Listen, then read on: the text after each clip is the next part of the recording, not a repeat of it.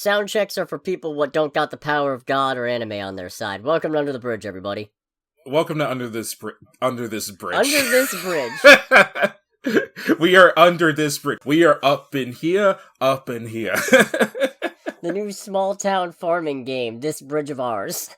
Yes, the new Animal Crossing farm bridge, whatever. I am Greg, aka Greg. I'm Cody, aka the Scarlet Troll, pronouns he, him. This is a real backwards episode already. Yeah, and my pronouns are also he, him. Cool. And this is our podcast where we talk news of the pop culture variety. Sometimes comic news, sometimes gaming news, pretty much always movie news, and also pretty much always a movie review. So make sure to ring the like button, smash that bell, and share the video around if you're into that sort of thing, because it really helps us out, and we appreciate it. And I'm quite upset this week.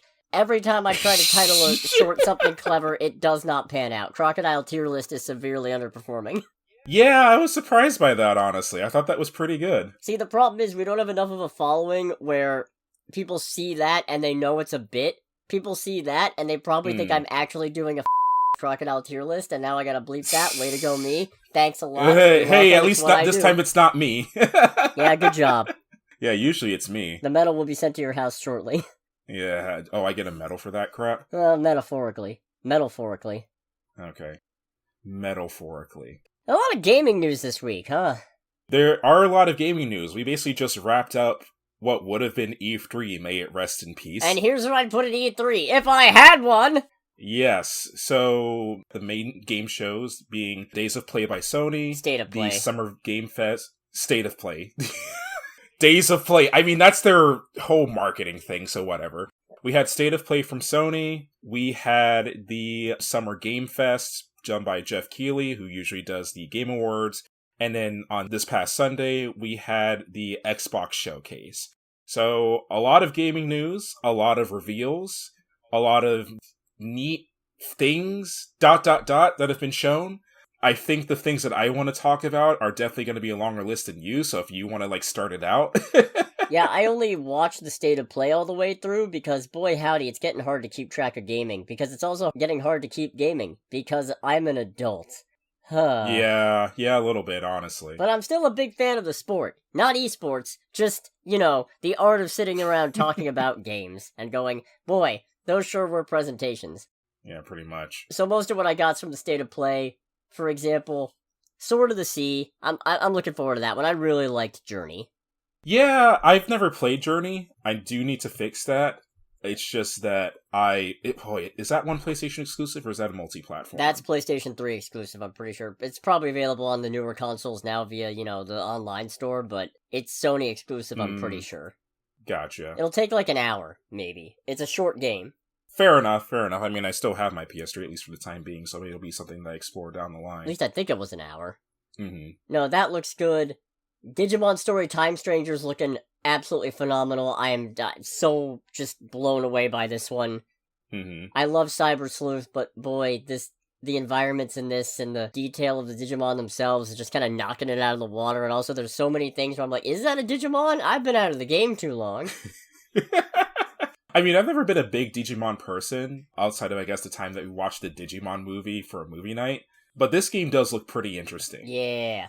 The thing that does have me most interested is definitely the art. The art looks really good. Especially for Digimon. No offense to Digimon. I mean, there's some really cool creature designs there. It just feels like they never really get the opportunity to shine. Yeah, exactly. Here, on the other hand, oh boy, as Sojiro Sakura would say.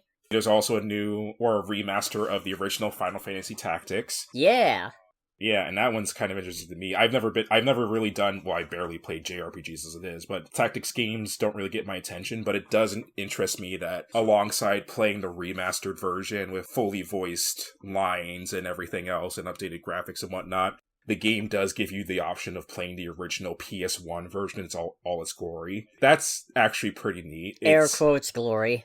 Well, yeah, but you know what I mean. Yeah. It's one of those things where it's unironically one of my favorite things about Halo Master Chief Collection, even though I barely played it, because you can press a button while playing the game, and it'll, at least in Combat Evolved, which is the main one I've been playing so far, you can press a button and it'll switch from the remastered graphics to the original Xbox graphics, and I do really dig that. Oh, that's nice. Yeah, so stuff like that, it's alright, that's kind of cool. A blatant reminder of how old you're getting. Yeah. Well, for me, it's a new experience because I didn't really grow up an Xbox kid, so I didn't really get a chance to play Halo until, honestly, being an adult. Back in my day, we were just figuring out how to do things in the same engine as game developers. We called it machinima. Oh, that hurts. You kids like red versus blue? How do you do, fellow kids? How do you fucking do? Yeah. There's also Romeo is a Dead Man from Grasshopper Manufacturer. What the fuck is this? Yeah, so it's a thing of, like, I'm watching this, I'm like, the fuck is going on? And then Suda51 comes out, and for the uninitiated, Suda51 is the same guy who's been in charge of No More Heroes, and I'm like, that explains so much more about this game. Yeah, there it is. Yeah, a lot more of the game made sense, where it's just like, oh, that's right, you did No More Heroes. Alright, cool. And then there's Tides of Tomorrow, which I'm curious how that's supposed to work if you're playing it day one, because part of the whole gimmick is that I guess the game is based around being multiplayer to the extent that you can see other people's choices and choose what to follow, and you're all kind of working together separately. What happens if you're the first one? Yeah, I wish I could say I'm interested in this one, but I'm not. And it is just because of this whole multiplayer dynamic choice story aspect. Like, it's one of those things where I know it's supposed to come off as being something revolutionary, but it does kind of feel more like a gimmick. And obviously I don't know anything without playing the damn game, but it's one of those things where it's like, this feels more like a gimmick than an actual really in-depth gameplay mechanic. What happens when 50 people play this game and you're the first one to do it? Yeah, for real. No, other than that, I've got one other big thing, so if you got anything else from this one that you want to touch on before we get to that. The two things that did get my attention outside of that were 007 First Light. Even though the trailer we got is nothing more than an in-engine trailer, it does look pretty neat. The thing that does have my attention is just how many licensed IPs are in this game. Because we have, like, of course, being a car person, the things I notice immediately are Aston Martin, Land Rover, Jaguar. But I'm pretty sure Walther, the actual gun company, is represented in this. We see a modified Triumph off-road bike that shoots flamethrowers out of his exhaust. We see some kind of modified watch that's actually a watch made by Omega, a company that makes very high-end, very expensive watches.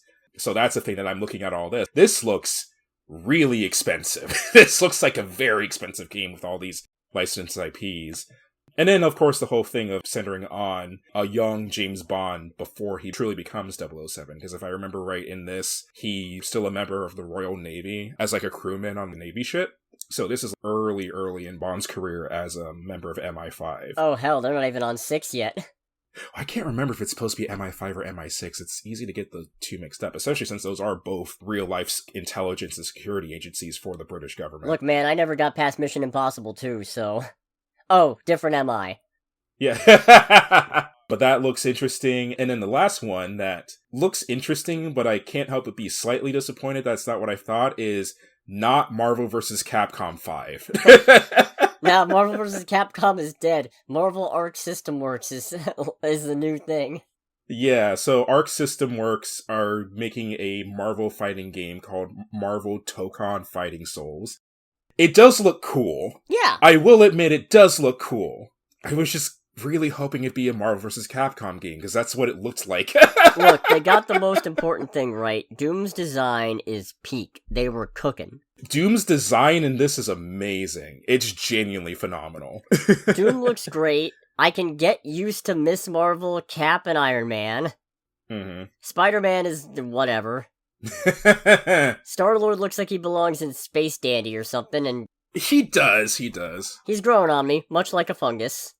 Mm. And then there's Storm, which, you know...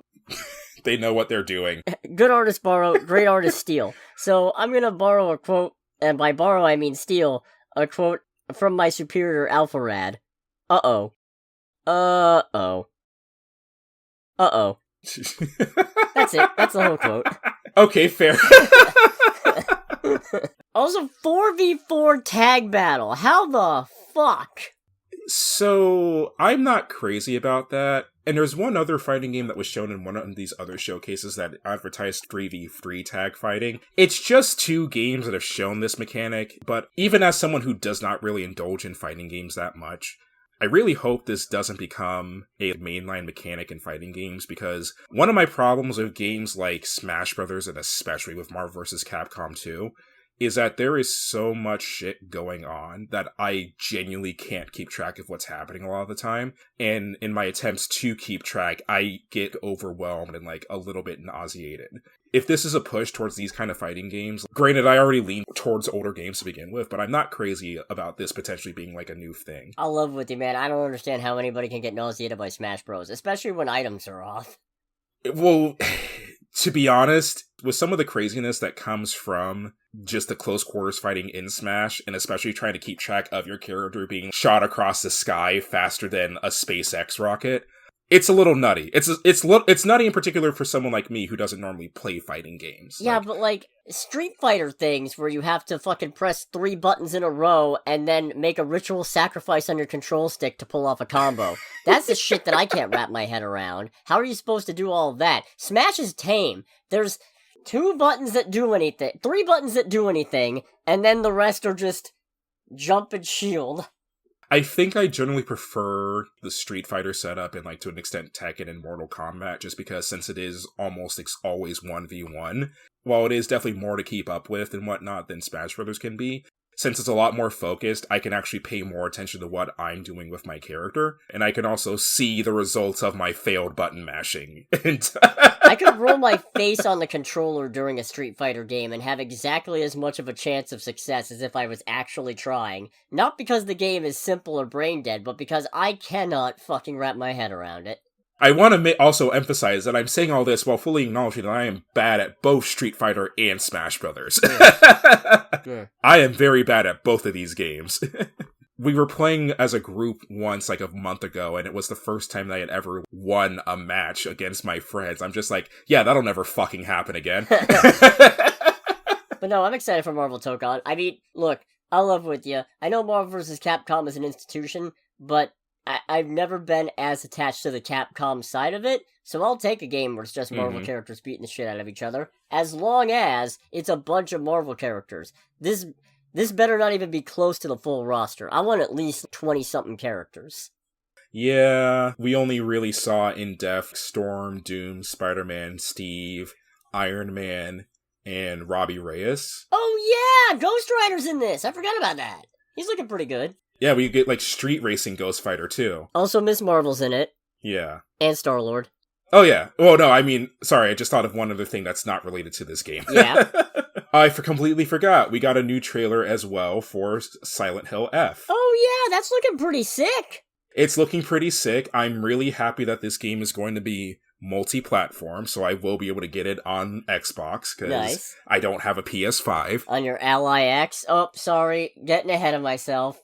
We'll get into that, I'm sure. But yeah, no, it looks cool. It looks creepy as fuck. It's as gorgeous as a really miserable looking game can be because of it being a horror game. It looks very pretty. I am definitely very curious about what the theme of our main character is going to be, because the thing with Silent Hill games and the things our main characters go through is that for the most part, each experience that our characters go through in the story is a form of their own personal hell, based on, like, their own insecurities, the things they've done, regrets, etc. So I'm very curious to see what that's going to cover for a Japanese schoolgirl in the 1960s, I think. I definitely feel like, based on all the things we see of, like, flowers on these monsters and some of the ways that they look, there's probably going to be a theme of, like, you know, beauty, if that makes sense. Especially beauty amongst peers and kind of dealing with that stigma, which sucks when you're a teenager. It's just Mean Girls. It's Mean Girls with a horror bend. I was to say, if this turns out to be Mean Girls Horror Edition, I'm all for it, but I might end up hating it a little bit. Is that Heathers? I've never actually seen Heathers, but I'm given to understand that might be Heathers. I might have to watch Heathers. Alright. No, looking pretty crisp, though. Yeah, oh yeah, very. Definitely curious to see what happens with this. I believe this one is being done by Team Silent proper, after Team Bloober did the Silent Hill 2 remake. So, this is the newest entry in the Silent Hill franchise, which will be definitely very fun. Because I plan on buying this game, to be completely honest, considering the fact that it is Silent Hill. part of me almost wants to pre-order it, just so I can kind of be on the same level as everyone else when the game launches, if that makes sense. Because I am deeply interested in this game. I'm pretty sure it'll be $80 but hey. It do be like that. Mm-hmm. So yeah, I really only had one thing reviewing the Summer Games Fest that really caught my interest, and that was some Sonic Crossworlds announcements. Oh, really? Well, one's not really an announcement. One was just watching the footage and hearing Eggman say, "Get a load of this!" Which is really, I love it. Mm-hmm. For those not in the know, that's a mimetic quote from Sonic Adventure DX. Oh, right. Well, actually, it's from the original Sonic Adventure, but, DX is the one most people actually fondly remember. So, it's from that.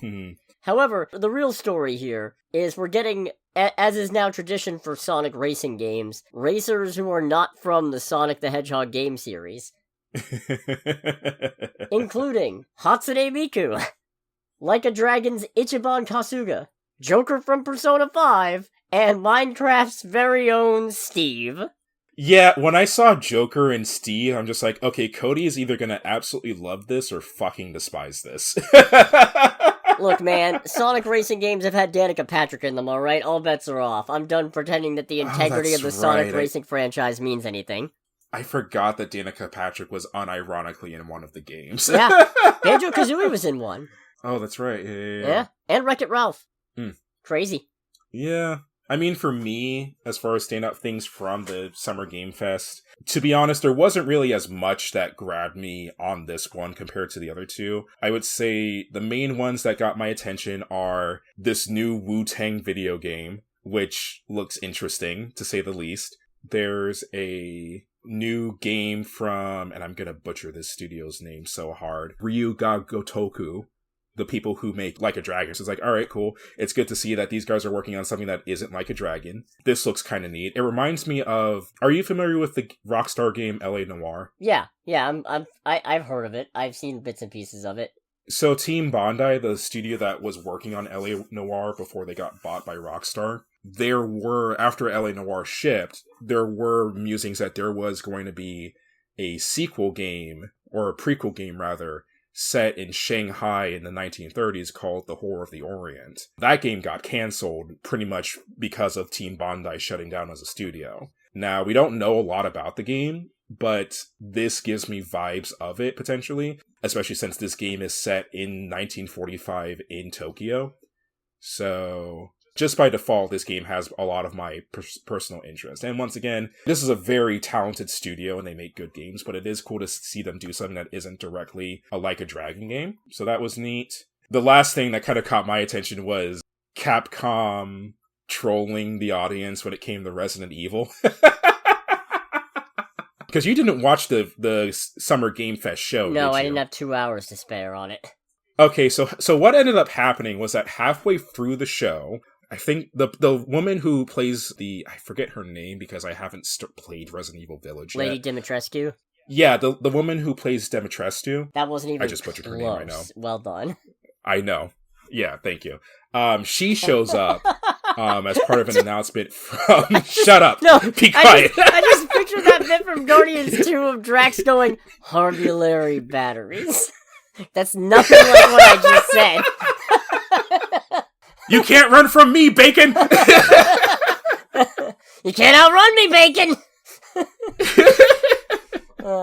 But she and the gentleman, I forget his name, but I'm pretty sure he's the gentleman that is in charge of the team that does Resident Evil.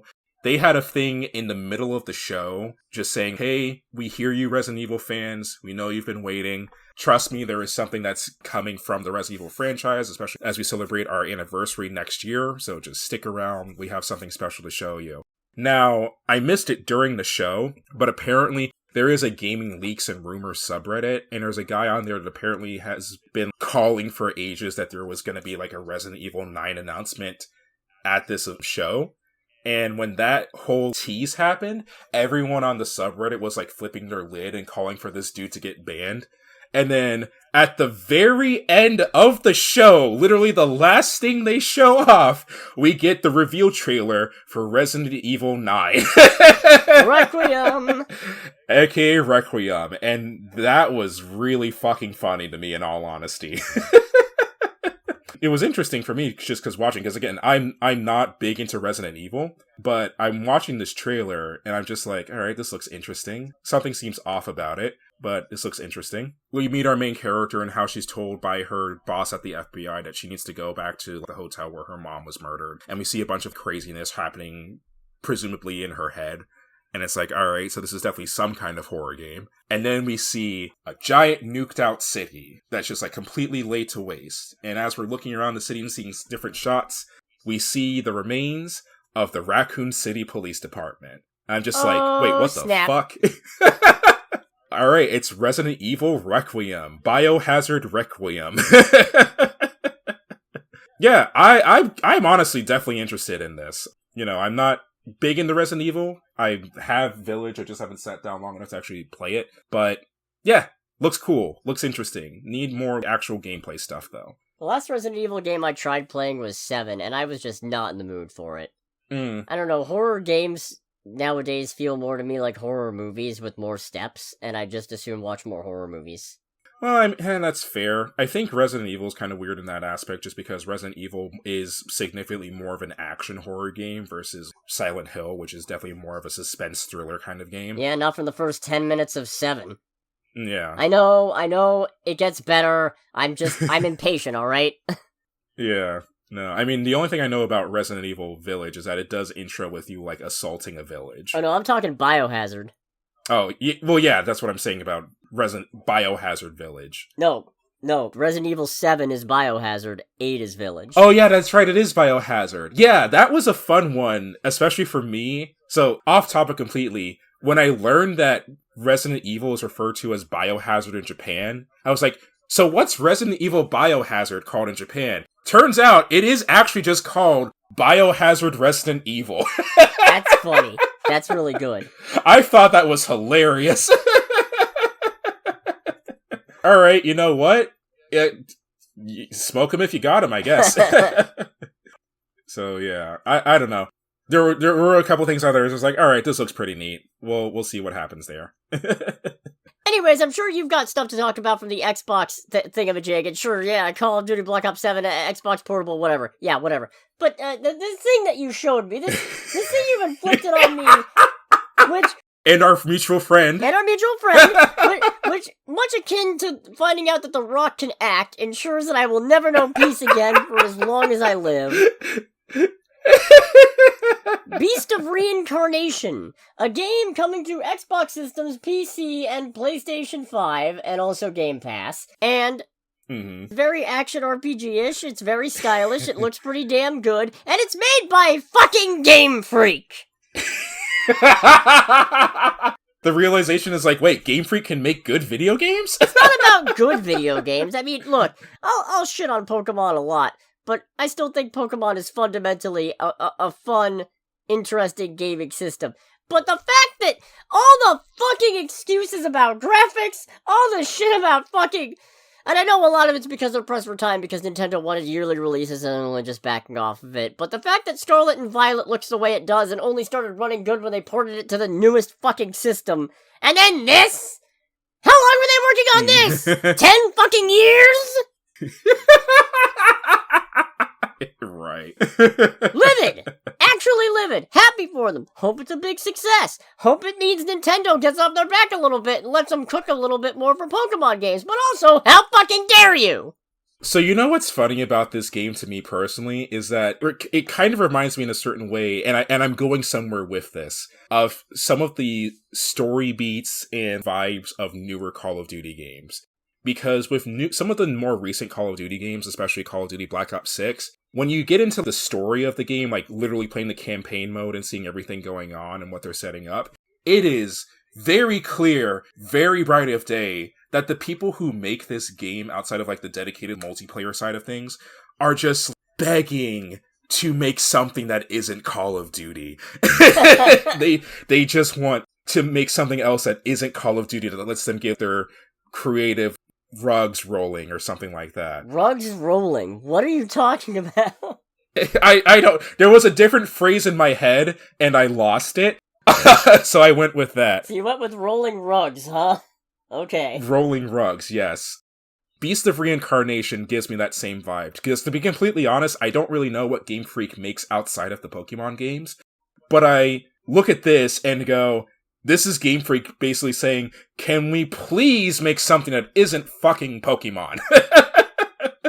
Let us do something else for Christ's sake. And they had enough time and enough money to make something else that isn't Pokemon. And you know what? While nowhere near as angry as how you were for justifiable reasons, this looks solid. And I'm glad that they're able to do this project. Yeah, I'm looking forward to not getting a chance to play this because I'm busy. But you know what? Right. My roommates get it, maybe I'll give it a shot. Who knows? Mm-hmm. Oh, man. Of course, we got the ROG Xbox Ally X, is what it's called, I think. Rolls right off the tongue, doesn't it? Like a rug. Oh, yeah. Yeah. So, this isn't a new console. This is not a new console by any stretch. The ROG Ally is already a system that you can buy. It's a direct competitor to the Steam Deck. It's the similar idea of the Steam Deck where it's basically a handheld gaming-oriented PC. Like, it has Windows on it by default, but I believe you can do things like put Linux or whatever crazy-ass operating system you want on it. But this one has Xbox software on it where you can play Xbox games. I don't believe you can play all of the Xbox games, just the games that they're tagging as play anywhere, because Microsoft is really going hard into their whole this is an Xbox thing. And it's a weird thing for me personally, because on one hand, for the games on the platform that I enjoy, I do want other people to have the means to play them and enjoy them too. But it does kind of spell the end, in my opinion, especially since this is not anything I particularly care about. I've never really been sold by the idea of handheld PCs. I want a Steam Deck because I just genuinely think the Steam Deck is a cool bit of technology pound for pound, but it wouldn't be the main way that I experience games by any stretch. So yeah, I don't have much skin in the Xbox game, so that's fair. I have a lot more skin because I am deep in this ecosystem. Well, also you're taller. Speaking of which, yeah, okay. Speaking of which, we also got a look at, there's a new Super Meat Boy game coming. This one's going to be a 3D platformer, which honestly I was just shocked. They're like, wait, Super Meat Boy? They remembered that this IP exists? 3D Meat Boy, how wretched.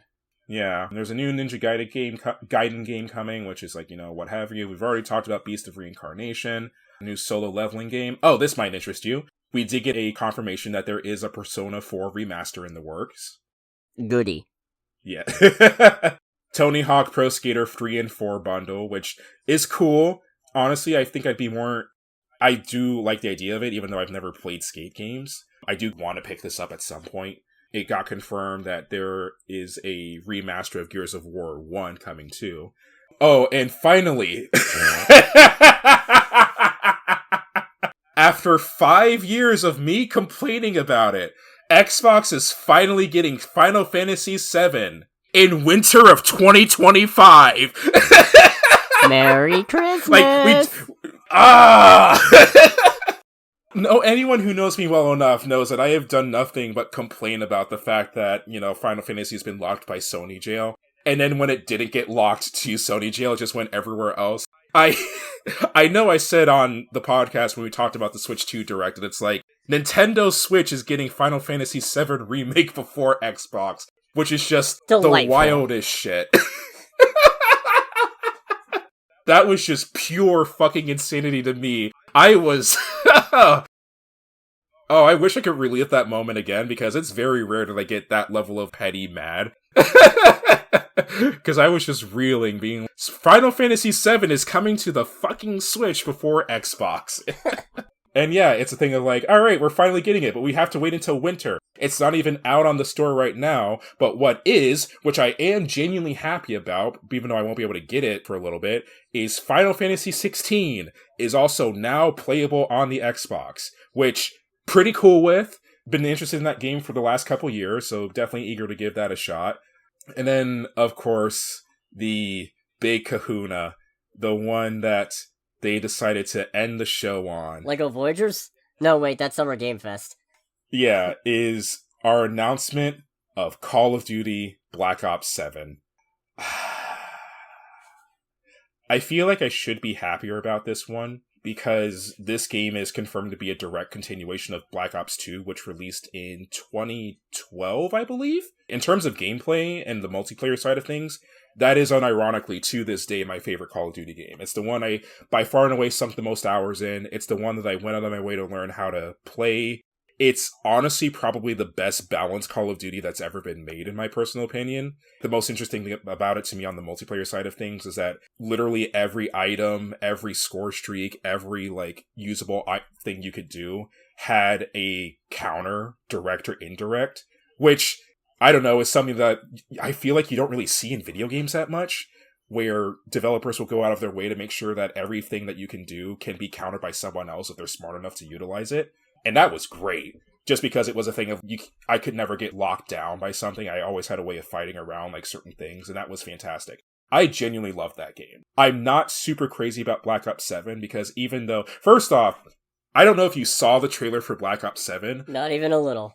Okay, this is another case, even more so, because this one, if I remember the cycle right, is being done by Sledgehammer Games this time around. This is very much another case. Sledgehammer!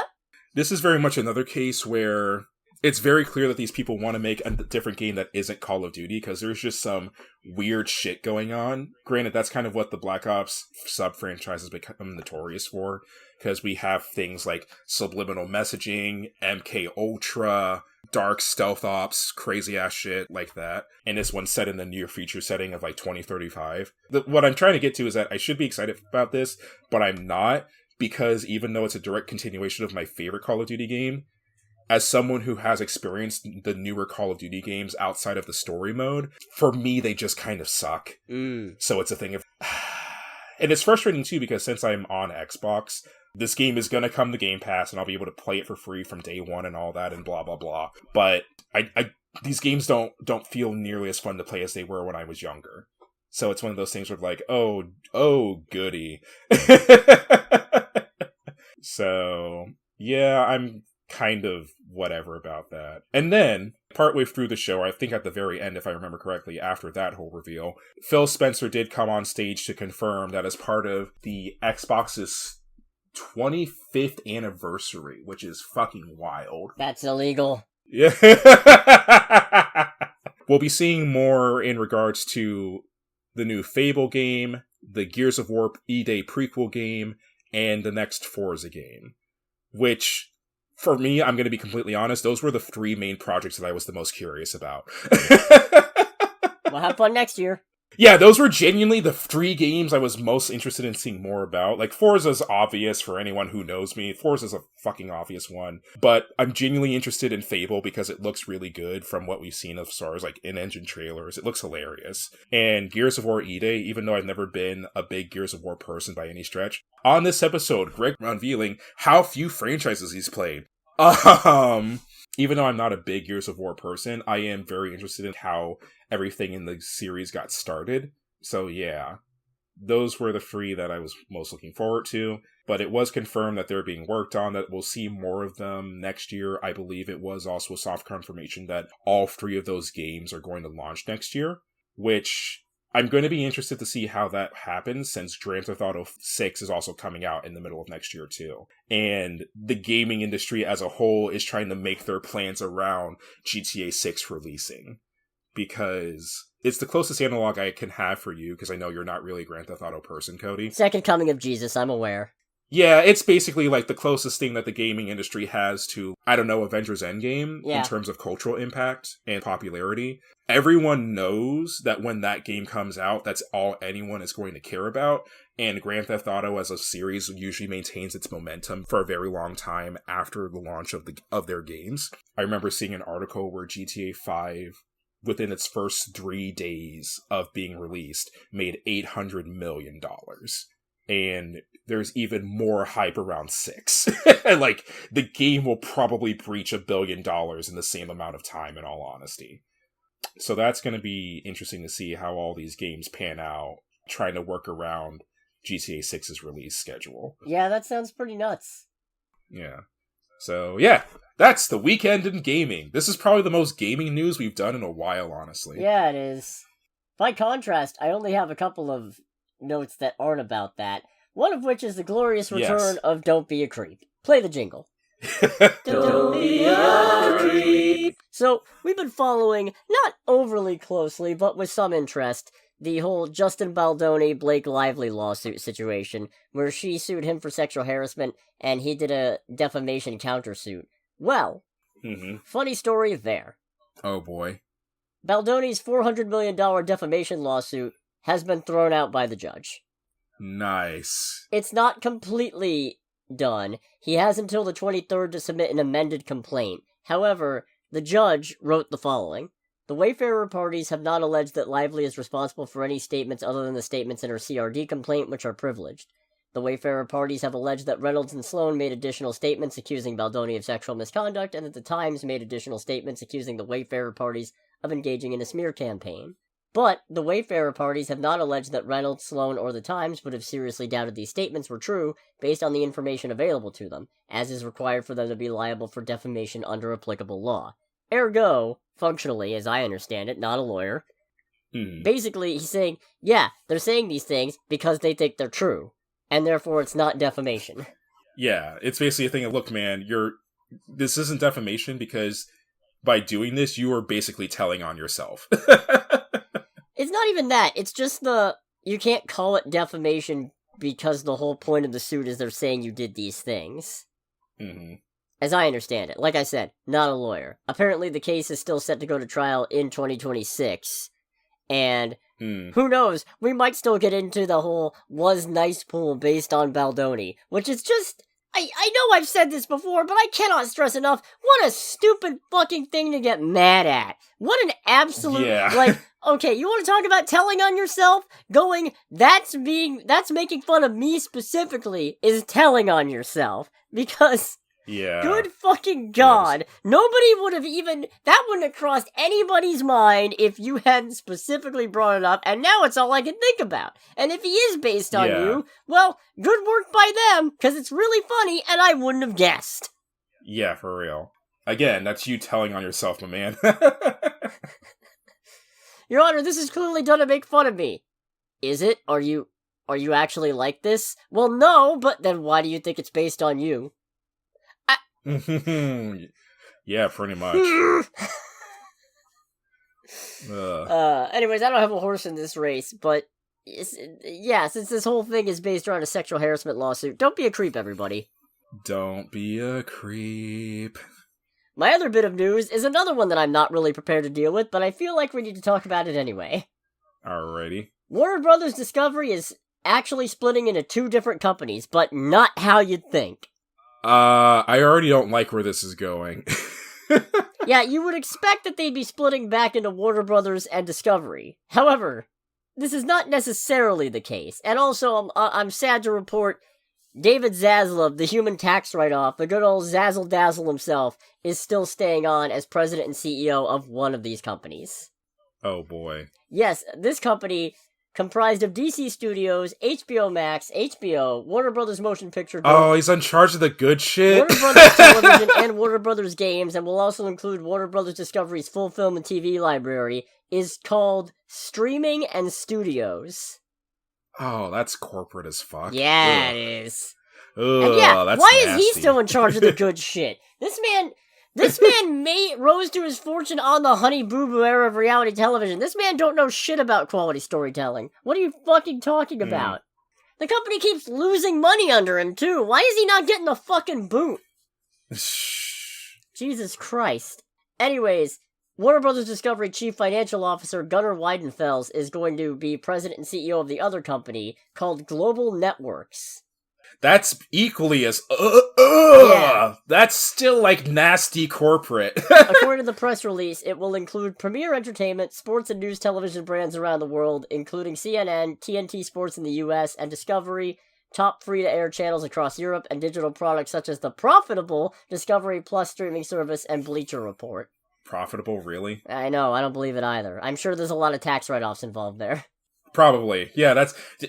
their definition of profitable is going to be a lot different than a regular person's. Now, what I see as good news in this, when this split happens in mid-2026, when it's set to happen, is that it's believed that the majority of the company's currently $37 billion debt is going to be sunk into the global network side of things, not the streaming and studios. So, that hopefully means that this massive debt won't be too big of a threat on the actual movie still getting made at Warner Brothers, which is what I give a damn about.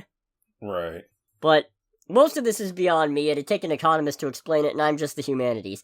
Are economics the humanities? No, they can't be. Capitalism is anti-humanity. Yeah. Well, I'd say let's go to trailer time, but I feel like this is already running kind of long. Yeah, this is kind of going for a minute already. perhaps just a quick acknowledgement of some things. It's trailer time! We got a trailer for Life of Chuck, which I'm looking forward to, but also some of these quotes are absolute crazy out-of-pocket stuff, like the best Stephen King film ever, which is a bold thing to say when Christine exists.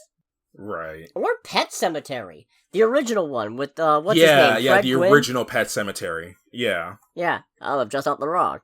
Hmm. Oh man, yeah, no, how you're gonna tell me that's better than Pet Sematary? Fuck right off, no it ain't. Maybe it is, but no it ain't. Right. We also got a trailer, Wicked for Good. Happy Pride Month, everybody. They're definitely doing the do. Oh, yeah. Yeah, I still haven't seen the play, but it is one of those things where it's like, alright, I guess I have no problem with it, but it's cool to see it leaning more into the totally not platonic, but not platonic relationship. Oh, the musical is rife with subtext, and this movie looks like it's set to maybe actually graduate it to text, but who knows? Who knows? I really wish they'd stop dropping the big musical beats in these. I know, that's the part that everybody's excited for, and you gotta get people hyped to go see it, but you already got their money for part 1, come on, you didn't have to start playing For Good and No Good Deed. You could've let that sit. At least they didn't spoil Jeff Goldblum singing Wonderful, which if they cut out of this movie, I am going to go down to that studio and I am going to do crimes.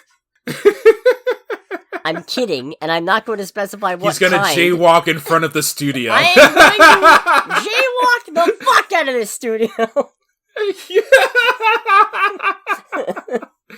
He didn't say which crimes, or the severity of the crimes, he just said crimes, and jaywalking is apparently a crime. Jaywalking is absolutely a crime. So they say. Right. There's also Luc Besson's Dracula, which, God, I hope it gets a release over here. I love me a good moody Dracula movie. Oh, yeah. Especially, this one seems motivated for love. His wife died, and now he goes, tell your God my life isn't his anymore. Ooh, I like that. Oh, yeah. Yeah. And then we got a couple new Marvel trailers. We got a Fantastic Four First Steps tickets on sale announcement.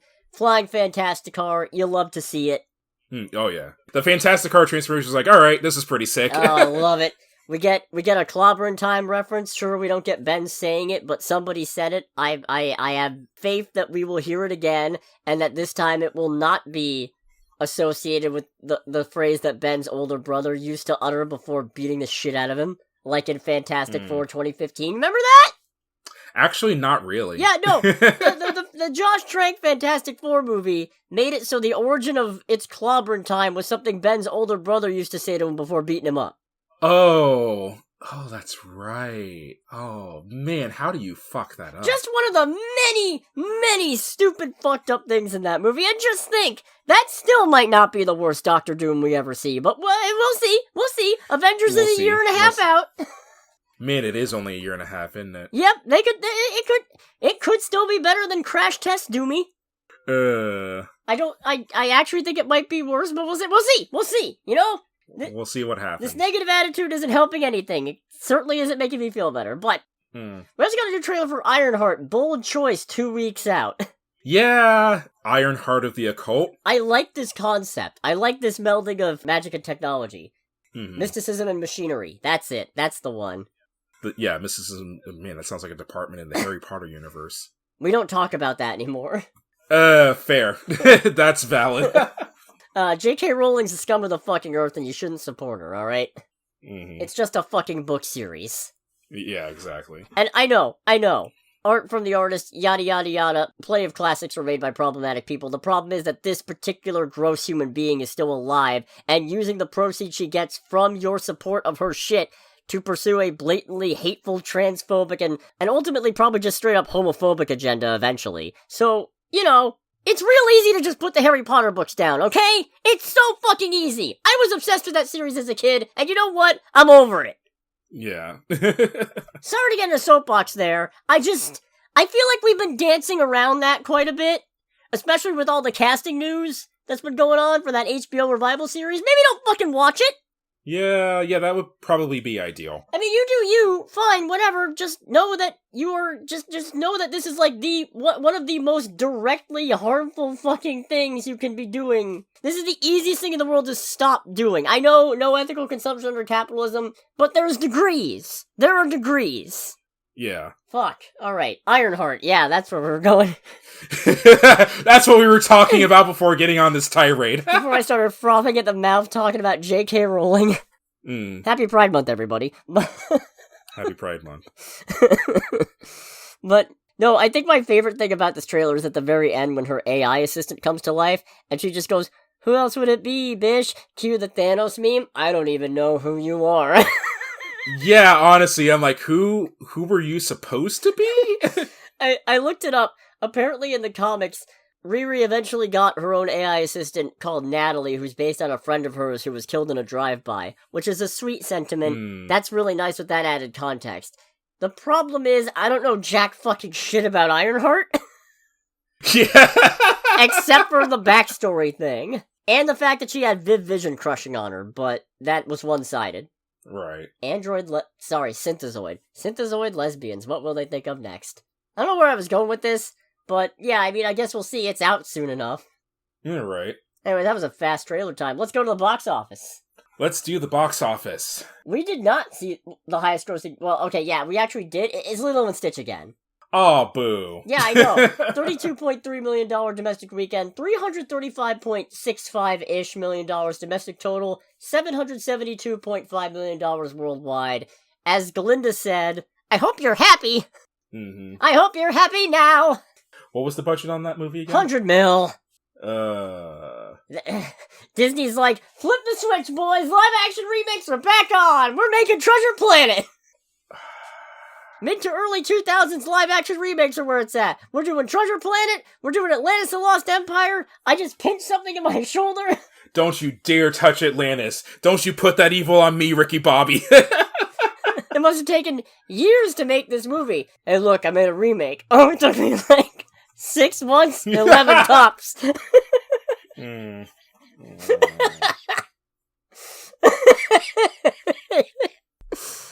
This is the end. Man, if we could play Doors on this podcast without being copyright struck, that would be fantastic. I mean, we're not making money off it anyway, so who fucking cares? Play it! This is the end, my only friend, the end.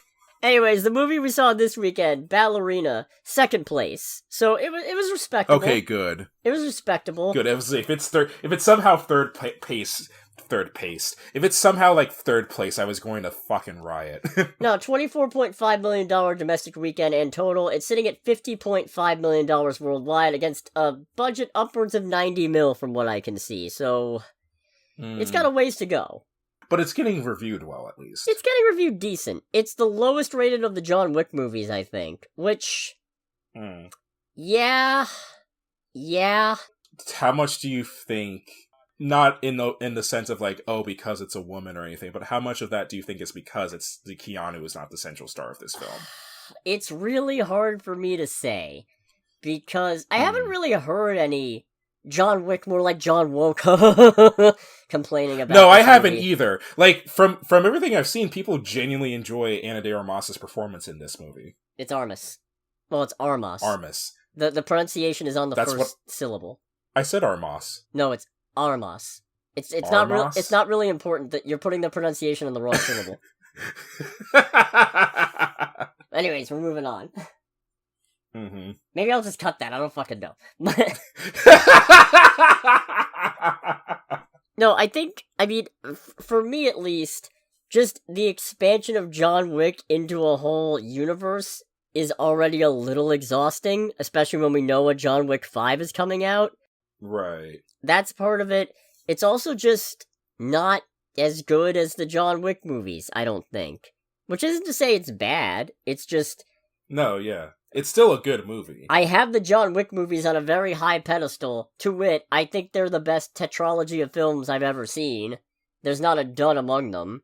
Yeah. So, this one just... It's fine. It's a perfectly serviceable action movie. Then I found out, apparently originally, it wasn't even supposed to be connected to John Wick. It was supposed to be completely unrelated, and then Lionsgate picked it up and reworked it into a John Wick movie, and that probably explains some things. Because first of all, I don't want to be one of these assholes who's hung up on continuity bullshit, but when does this happen? When is this set? When is this taking place? I believe it is supposed to be between 1 and 2. No, because Eve is... Eavesdrop... Fuck. Eve is listening in. Accidental puns! Accidental dad jokes! Which, this movie has way too many of them, in all honesty. Yeah, so she's listening in on the scene where John's getting She's eavesdropping in, to get it right. Yeah, no, we've been there, okay? Wait, I'm moving on. So she's listening in on the scene where John's getting his ticket punched by the director of the Ruska Roma. That happened in 3. Oh, that's right, that did happen in 3, didn't it? Because that's when he's on the run for killing Santino. But then, when he shows up later on, he should still be on the run from the high table, and he doesn't listen.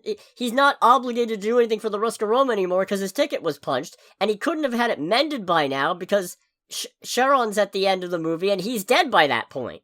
When does this fucking happen? Yeah, that's fair, actually. Yeah, I didn't think about that. Because I could have sworn I heard that it was supposed to be set between 1 and 2. I heard 3 and 4, and that makes slightly more sense, but there's really no time frame where this movie can happen. It's not to the movie's detriment, but it does make me really question, because it kind of then feels like John Wick's only in this to put butts in seats, and you kind of didn't need him? Right. I'm glad to see him, don't get me wrong, but it actively feels a little worse for his presence in it because it creates a bunch of questions. However, choreography in this, still very solid, still very inventive, still very fun. Banger. Still very comedic? I don't know. Anyone who's stuck with this series for long enough knows this, but there are some weird-ass, crazy-ass kills and even stranger things used as weaponry in this movie. Oh, yeah. Or at the very least, there are things that are used that are considered weapons that are used probably a lot more creatively than the person who designed it could have envisioned. No, there's some real wacky shit going on here, but it's all in good fun. Yeah. And Ana de Armas, she does a really good performance. Oh yeah, she's great in this. And I like how her character is set up, where she's similar to Wick in the sense of rules aren't going to stop her from doing what she wants. Yeah. And she's definitely competent, but she's certainly not infallible or unstoppable. I like that. Yeah, they do a good job of making it out to where Ana de Armas is definitely... Fuck. Where her character is very competent and good at what she does, but she is missing finer details and edges that do put her several pegs below John Wick in terms of the power scale. And I feel like it's maybe a little undersold, but I do like that they're not afraid to have her get roughed up over the course of the movie.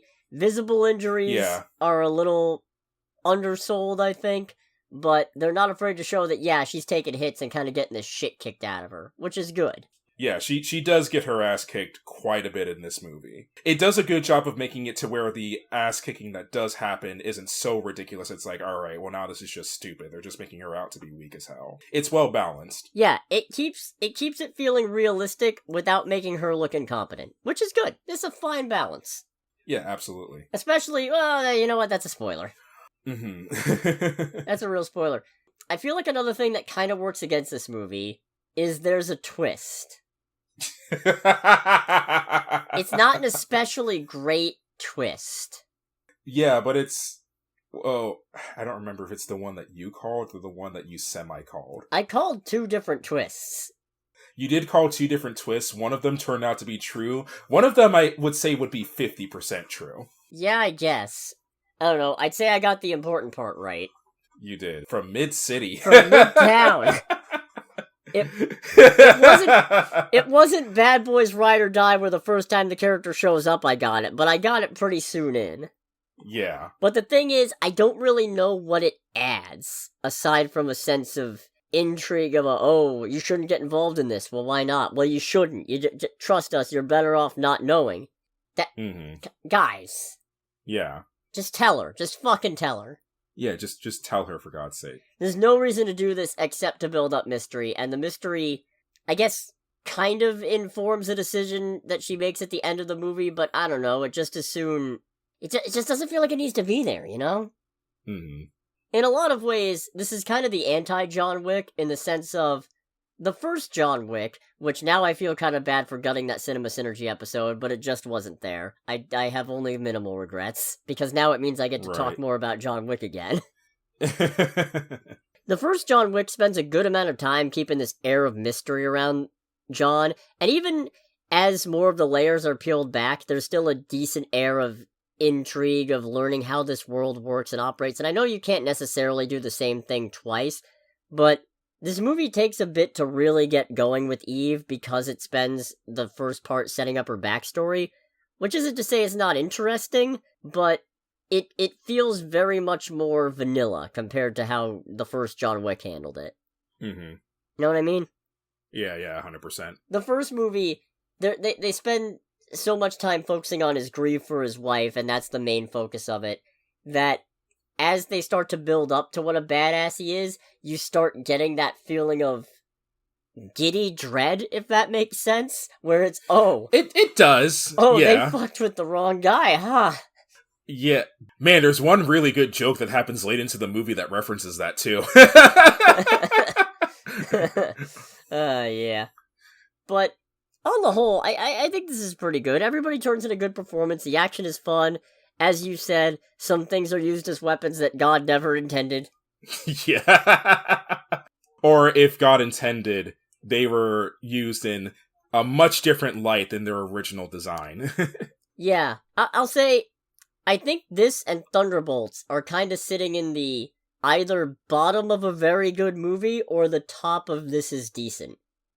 Right. I know I'm not trying to rank the tiers, because then I might as well just have a numbered list, and if I'm gonna have a numbered list, then life's madness, but I feel like these are kind of towing the line, where I really like particular elements, but there are some things that drag it down, but I'm not sure they drag it down enough to be just, this is decent?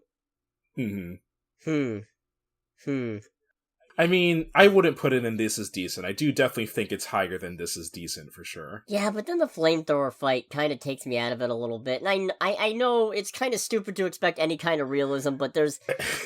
and it's kind of a spoiler bit to say why it bugs me, but there are particular bits where I'm just going, that's not...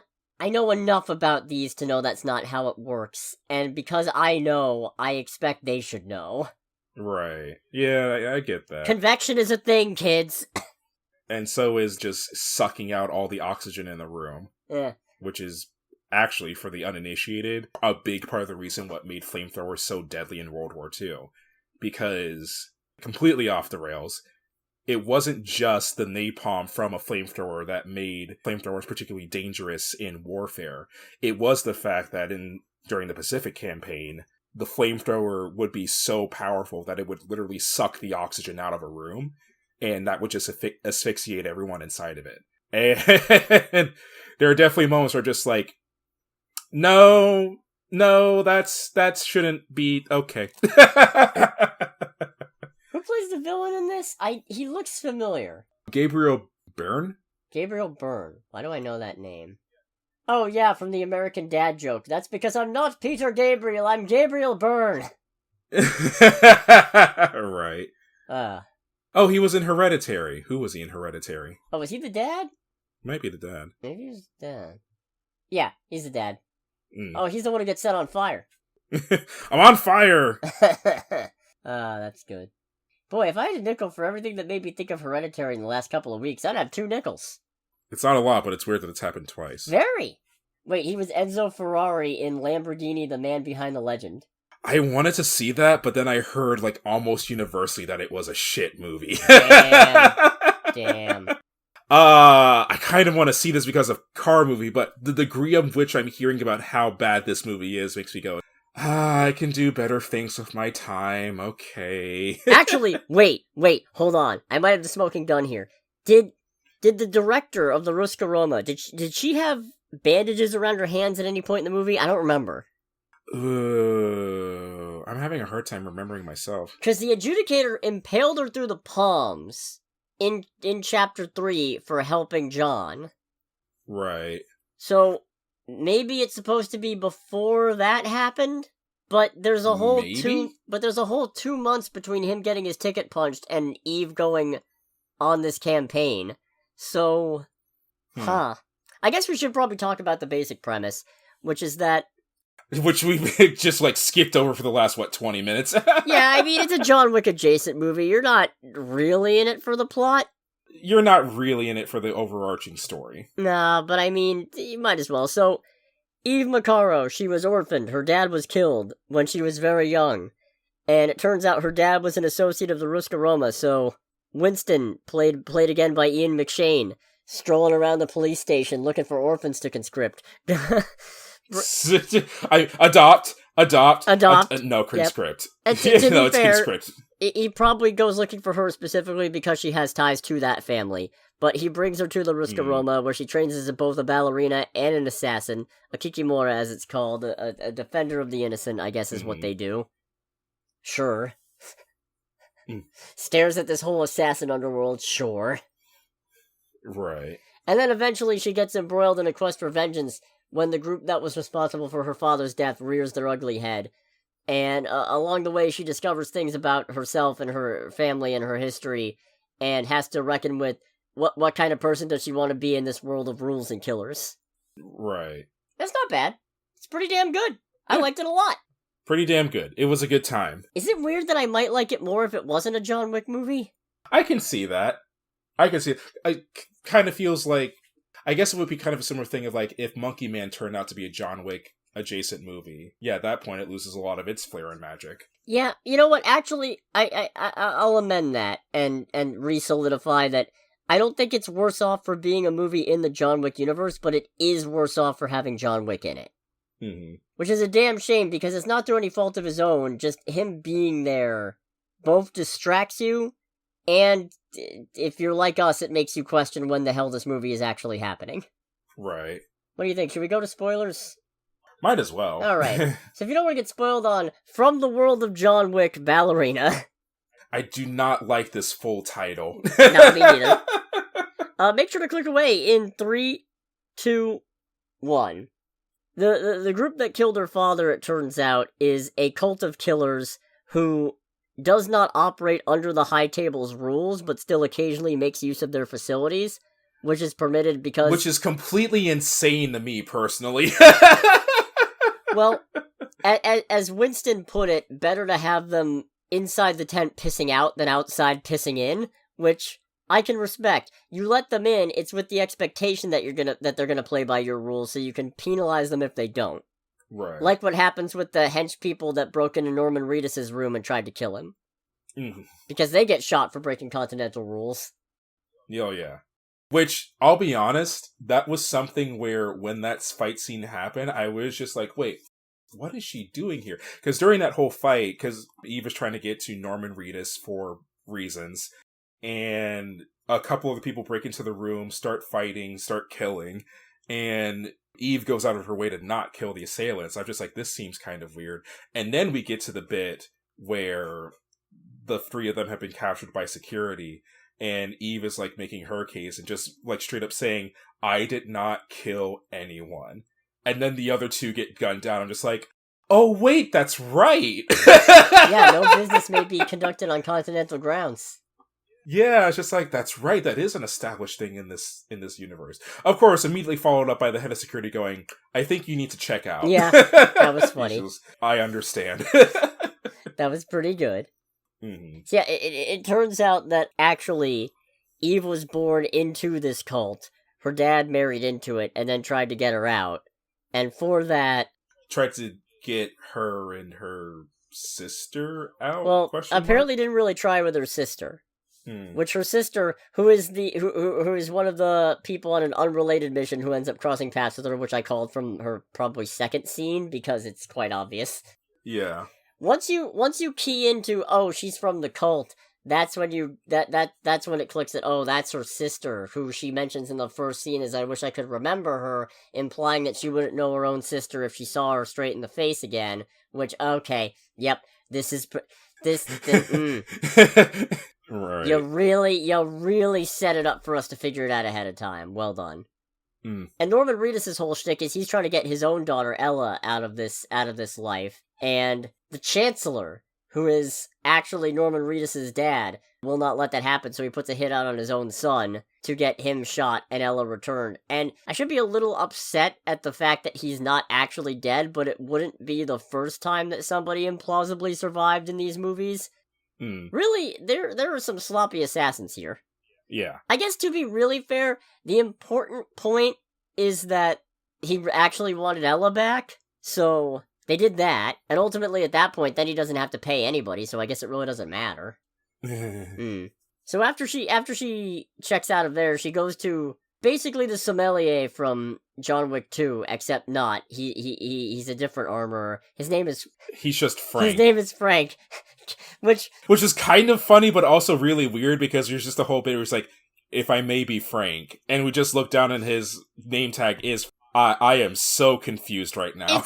Well, you know the phrase, may I be frank, as in may I be blunt? Mm-hmm. May I get straight to the point? And the real humor is in it lingering on him while he says that, just long enough for you to spot the name tag and just go, oh, that's pretty good. It's especially good because Eve is kind of looking at the name tag and looking back at him and just, in a semi-confused tone, just goes, I would prefer if you were. And then a fight breaks out while he's going through weaponry plugging. He's just like... Which is just fucking rude. Very I was rude. pissed off about that, because I was just like, oh, it's been a while since we had the whole gun tasting scene in one of these films. You interrupted the... Yeah, it's like, you interrupted like one of the best parts of these movies. Go fuck yourself. But then we get grenade fight, and holy shit. Oh yeah, there's a lot of, the bit where she sticks the grenade in that one guy's mouth, puts the blast door between the two of them, and then when more people are coming, she pushes the door back, shut the other way, and there's now a hole in the wall, and no sign of the guy. It's so fucking good. Yeah, I never thought I would see a creative use of grenades in any medium, let alone a movie, but this movie was able to do it, because we get that, we get a bit where she has a team of people, like, coming for her, and she just activates one grenade and sticks it in a box full of grenades that haven't had their pins pulled, just sends it down, blows holes through both all these people, but also in the floor that she's in, so she comes tumbling down, and then just grabs a whole bunch of grenades. It's like, alright, it's time to get to work. We get that. We get excellent grenade tosses. We get one where she grabs a guy, holds him by the neck of his shirt, stuffs a grenade in his mouth, and props him up against a table where he just blows.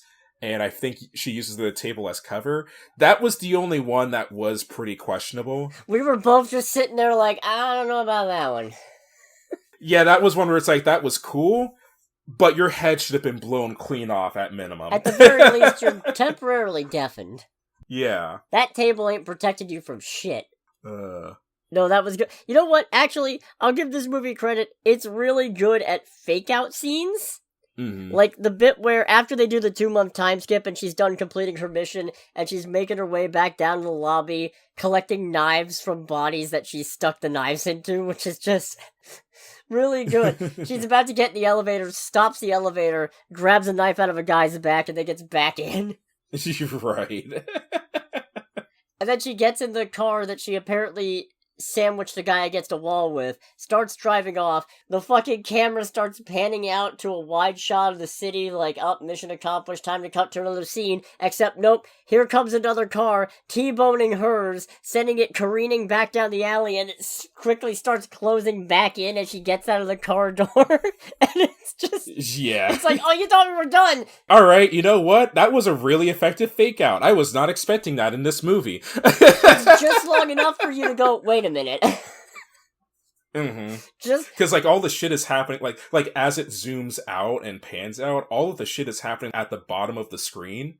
So it takes a moment for you to go, oh, wait a sec. Wait, hold on, is that a car crash? Oh, we're not done. Oh, okay, that's really funny. Yeah. No, that's good. One thing I will say, to the credit of John Wick being in this movie, is I like how they don't turn him into a giant fucking hypocrite. Yeah. Because, ostensibly, he's been called in because Eve technically represents the Roosteroma, even if she's going against orders. And the Roosteroma, presumably the entirety of, like, the High Table organization, and this cult, have a don't fuck with us, we don't fuck with you, which is honestly kind of insane, because this cult doesn't seem like they have the manpower where that would be feasible. Yeah. You'd think all the Roosteroma would have to do is get a few guys to help them out, and they could easily storm this place and take them all down, but hey, what do I know?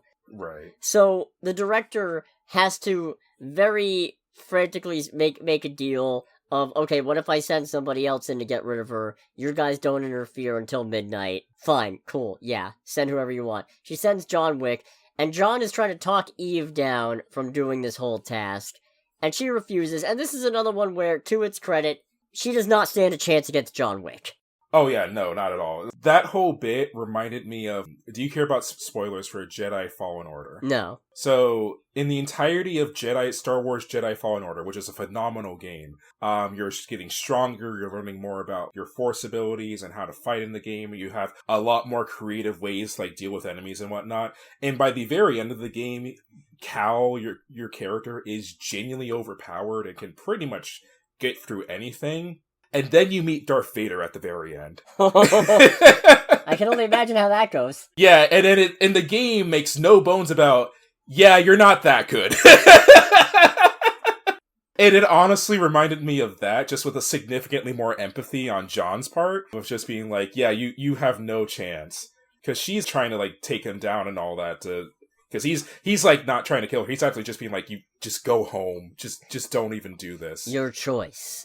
You can either walk away or you can die here. Yeah, and he's like, there's always a choice and whatnot. And then at the very end, as they're fighting and all that, and she's like trying to pin him down, he's pleading with her, just being like, just leave. And she goes, they killed my father. And he just goes, I know. And then he ends up giving her until midnight to get it done, which is good, because if he had kept trying to stop her, fucking hell, John. When she says that, he's internally like, fuck, I can't argue against that. I literally killed an entire criminal organization because my wife died and they killed my dog. Yeah, you can't talk. They killed you did this whole thing because they killed your dog. It wasn't just about the dog. I mean, it was about the dog, but it's about what the dog represented. Yeah, exactly. But you're right, this is hypocritical. And the same being as like what her father represents is, you know, his attempt to give her a normal life away from these crazy ass motherfuckers. Yeah, the sister twist really didn't need to happen because she dies very unceremoniously and it never comes up. Well, yeah. For the whole rest of the movie, she's still hell-bent on killing the Chancellor, but just because he killed her dad. No mention of her sister. Yeah, exactly. Which is really crazy considering he functionally betrayed the sister and got her killed in the crossfire. Just, that really didn't need to be a thing. Yeah, just a little batshit on that part. Yeah. So, she starts slaughtering her way through mooks. Oh yeah, we forgot about the whole restaurant fight scene. That was pretty damn good. Yeah, that was really nutty, and then because it was done in a way where it's like it's hinting at how insane the rest of this village is, because a guy comes into the restaurant, recognizes her, and starts trying to kill Eve, and then we see a restaurant employee go for a phone and being like, there's someone in here, you need to send help. And, you know, Eve beats this hitman up, and then the restaurant employee gets a knife, and Eve is just like, I don't want to hurt you. And then the employee starts going after her, and is actually keeping up with her at all. And then it's a thing of like, wait, what's going on right now? And then we see the whole village just get stacked up, invoke their Second Amendment rights. And a lot of these people are literally the village people that we saw coming into this little town. And at that point, it's a thing of, oh, this is even more messed up than we thought. Yeah, because gradually as more people get involved, you start to realize, oh, they're all fucking in on it. There is nowhere safe. she is gonna have to either kill this entire town, and she probably can't, which means she is boned. Yeah, and it's a thing of, like, not only that, we see kids everywhere in a lot of scenes, and at that point it becomes extremely clear, show don't tell and all, that not only is this a village full of crazy hitmen, they also clearly, like, take these kids and are training them to be as crazy as they are, which some will go is like, well, yeah, that's the point of a cult. But it really is something to see it in action, and also to kind of, like, put two and two together, and let your brain kind of fill in the rest of the details on what they probably do with these kids. And then there's a really great scene where she and the waitress are fighting over a gun that's buried under a bunch of plates. So they're trying to shove the plates aside, and then they just start smacking each other with the plates while they're trying to find the gun. It reminded me of a lot of one of the last major gunfights in Saving Private Ryan, where an American and a German are, like, trying to shoot each other, and I think they're weapons jammed, so they're going for their sidearms, and I think that one of the soldiers literally throws their steel helmet at the other guy to slow him down. And it's just a thing of, alright, this is a little nuts. This is kind of weird. That was a really good fight scene. I mean, I feel like we're also underselling the one at the opening, where she's supposed to be protecting somebody, and she does, and actually manages to do it without killing anybody, I think. Although some people take some really bad hits with a couple of pipes. Oh yeah, 100%. That was good. And then back in the restaurant, she snaps that one guy's arm over I don't know how that position worked. But if I may be crass for a moment, that's how I would want to go if I were to die via Ana de Armas. Yes, we are degenerates. No, we don't care. No, I think the funniest thing is that neither of us were sure of her age, and we looked it up, and she's 37, and your response was, okay, still dateable. And I said, it's really bold of you to assume that either of us would be able to pull that off. Like either of us have a chance. Yeah. We are not Ben Affleck, and even he fumbled that, apparently. Oh, no kidding. I'm pretty sure. Oh, that's hilarious. That's fucking funny. Yeah, we are not Ben Affleck. I've never been Daredevil in my life. Right. And I've certainly never been Batman. Where was I going with this? Oh yeah, the final fight scene. So, John even ends up providing some covering support, because it's still not midnight, and now they're interfering in total violation of the thing.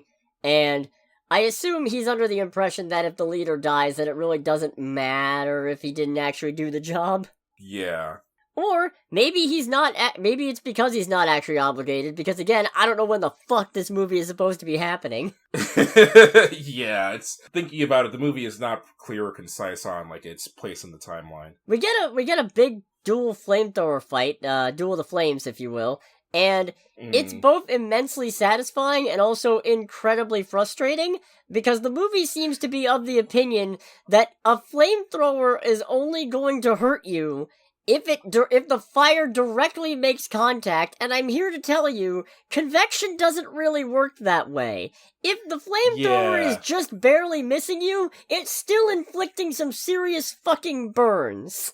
Yeah. So the thing about flamethrowers, as far as weapons of warfare, is that what makes them dangerous, besides the flame, is the fact that the main fuel for most modern flamethrowers is napalm. And the thing about napalm is that it's a extremely flammable gelatin that goes everywhere. It's not puffing out a flame like on like a candlelight or anything like that. It is a thing of like, when the napalm comes out, the napalm is what's on fire, and as long as that is being lit, it will go anywhere it pleases. And with that, it's a thing of like, that's how convection works. Again, we see a scene, her first scene is her cooking like 5 guys in a tunnel. And that's the thing, are like, okay, depending on how big this tunnel is, that's probably going to suck out most, if not all, of the oxygen. So you should be dead. 5 guys, cultists get fried. How can I help you? Yeah. And more than that, we also see a couple like near misses with her too, where she dodges, because one of the other cultists gets a flamethrower. And we see them in this flamethrower fight, like, dodging one another. And there are a couple moments where we're just, no, that absolutely hit her head. At the very least, that should have set fire to her admittedly wonderful long hair. Yeah, that would fuck up the immaculate hair. Yeah, 100%. Make no bones about it. The flamethrower fight is awesome. It's dope to watch it play out, and especially gets even more fun when Eve runs out of fuel for the flamethrower and fights flamethrower via fire hose versus fire hose, which I don't think that's how that would work, but it's still pretty fucking cool. I believe that more than I believe the indirect hits. Mm-hmm. You know, that makes more sense to me, because presumably what she's doing, as you say, if the source of the flamethrower's fire is the napalm that's on fire, the force of the water is probably pushing the napalm away, and therefore the fire with it, and also dousing the fire. I don't know if that would work. I assume it. I would kind of figure it would be more like an oil fire, where trying to put it out with water just spreads it out more. But I think the thing, and to be honest, it's been a while since I've looked into how flamethrowers work, because flamethrowers they're one of those interesting weapons where they're cool to like see in action, but also horrific to think about the after effects. yeah, don't go looking it up at this point. It's a sensitive time. You'll probably end up on a list, right? Or at least use incognito mode. You know, it's fair. No, I got a lot of Once Upon a Time in Hollywood flashbacks of Rick Dalton with that one movie where he got the flamethrower going, "Burn, you Nazi bastards!" Right. That was also a good movie. No, one of the smartest guys ever is in this movie. Well, a man whose wisdom we've not seen since Francis Andor Aurelio in John Wick, the first one, where yes, one of the cultists goes, "This is suicide. It's fucking John Wick."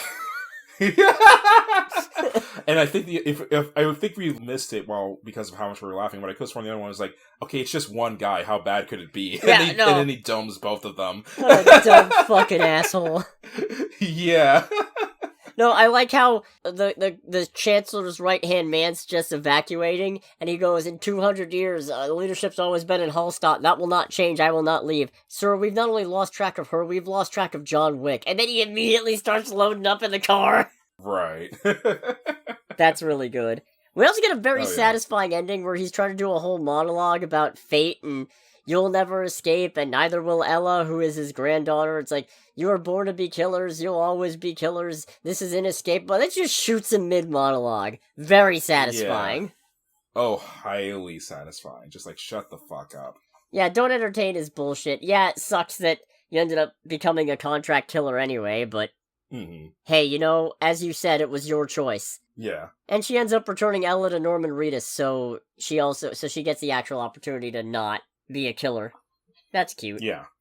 Yeah, that was very cute. But then Eve gets a $5 million bounty put on her head for disturbing the peace with the cult. I'm not sure who puts it on her. Part of me almost wants to think it's the director. Yeah, that might make some sense. Yeah, because the whole thing about this movie is that the director is telling her, it's like, no, don't go after these people. Like, if you go after these people, you're just going to cause nothing but chaos. And then, at the end, even though Eve wins, by all accounts, it's a thing like, alright, well, you went against my word, you caused chaos, we were lucky that we made it out of here alive, but at this point, you're a liability. So... Yeah, I could see that. I could see it being the director who set that up. And it's interesting because it's a thing of, I feel like with that, either they're gonna like not make a sequel out of this, which I don't think there needs to be a sequel, or at least opens the opportunity up for a sequel if they so desire. I don't think there needs to be a sequel, but I think this could easily be a subset of exploring criminal groups outside of the High Table's reach and how this underworld interacts with them. Or at least, you don't have to even go into multiple groups, just Eve dealing with this cult is interesting enough on its own. Although I feel like you kind of already deployed all the potentially most interesting elements and kind of fumbled them. That being that she's ultimately from the cult, which doesn't seem to inform much except her dedication to getting Ella out. But it works, but it's not as powerful as I think they were expecting. And also the sister element, which, hey, she's obviously dead, so can't really do anything there anymore. Right. So, yeah. It's fine. I had a good time. It's a good time. It's 100% a good time. I kind of want to put it in This Is Decent. But that's it's your tier list. It is my tier list. It's kind of graded on a curve. I feel like it would be in the a very good movie category if not for the fact that it's a John Wick movie. I feel like it being a John Wick adjacent movie with John Wick in it, and being the least of them, no, but it's still... No, just for some of the ice skate kills, the grenade kills, May I Be Frank, it's gotta go in a very good movie. Okay, I was gonna say, is this gonna be the second entry in Ask Me Later? Nah.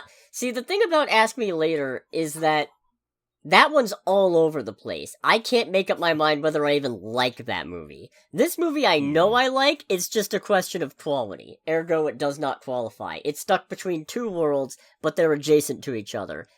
The Woman in the Yard is all over the fucking place. I still can't quite fucking tinge how I feel about that. Yeah. You got anything else? Sorry about that. No, I do not. Alright, well, I think that about wraps this up. In which case, thanks so much for listening, everybody. You already know what to do, when to do it. Next week, there's How to Train Your Dragon. There's also Materialists, that one movie that I think there's been several trailers for that we've never covered. The one with Dakota Johnson and Pedro Pascal. Oh, wait, hold on a second. You know, the one where Madam Web is in a love triangle with Captain America and Mr. Fantastic. That sounds like a good time, honestly. That sounds hilarious. Yeah, no, I mean, I think it's A24? That would make... Yeah, distributed by A24. Yeah. Produced by 2AM, which... Oh, which is owned by A24. So yeah, this is an A24 movie. Alright. I don't watch enough rom-coms. Maybe I'll watch that, because God knows, I really don't need to see How to Train Your Dragon, but it's live action. Yeah. And I haven't checked for showtimes, but allegedly there's also a movie called The Unholy Trinity coming out, and it's a gritty western that is starring Pierce Brosnan, Brandon Lassard, and Samuel L. Jackson. But... we'll see. Regardless of what we end up watching this weekend, and regardless of what games we actually get around to playing. Yeah, for real. This has been Under the Bridge with Cody, aka the Starlit Troll. And with Greg, aka Greg. And we'll catch you all next week. Goodbye, everybody. Bye.